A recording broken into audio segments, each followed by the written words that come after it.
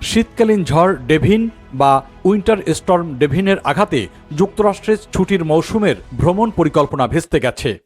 বিমান চলাচল পর্যবেক্ষণকারী website flight aware জানিয়েছে, এ কারণে দেশ জুড়ে তীব্র তুষারপাত ও বিপজ্জনক ঠান্ডা আবহাওয়ার কারণে শুক্রবার পর্যন্ত 1581টি ফ্লাইট বাতিল এবং 6883টি ফ্লাইট বিলম্বিত হয়েছে।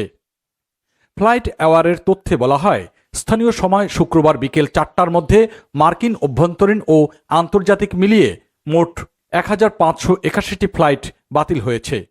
এর মধ্যে সবচেয়ে বেশি ক্ষতিগ্রস্ত হয়েছে নিউ ইয়র্ক ও লাগার্ডিয়া বিমানবন্দর, যেগুলো একত্রে মোট বাতিলের অর্ধেকেরও বেশি ফ্লাইট পরিচালনা করে।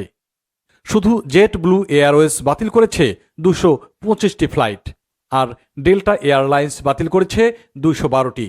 এছাড়া রিপাবলিক এয়ারওয়েজ বাতিল করেছে 157টি, আমেরিকান এয়ারলাইন্স 146টি এবং ইউনাইটেড এয়ারলাইন্স 97টি ফ্লাইট বাতিল করেছে।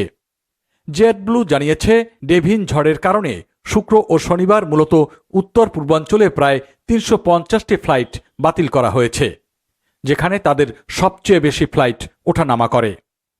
এদিকে ন্যাশনাল ওয়েদার সার্ভিস NWS জানিয়েছে, অন্তত 4 কোটি মানুষ এখন উইন্টার স্টর্ম ওয়ার্নিং বা ওয়েদার অ্যাডভাইজারি এর আওতায় রয়েছেন।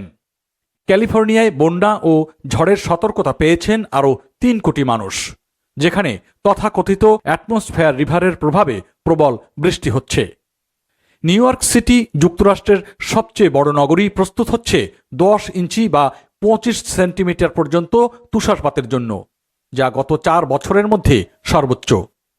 এদিকে মার্কিন আবহাওয়া দপ্তর বলছে, সপ্তাহান্তে কানাডা থেকে নেমে আসা আর্কটিক ঠান্ডা বাতাস আরও তাপমাত্রা কমিয়ে দেবে। জানা গেছে, যুক্তরাষ্ট্রের পশ্চিম উপকূলেও পরিস্থিতি আরও ভয়াবহ হয়ে উঠতে পারে। দক্ষিণ ক্যালিফোর্নিয়া এবছর পেয়েছে গত 54 বছরের মধ্যে সবচেয়ে ভেজা ক্রিসমাস মৌসুম।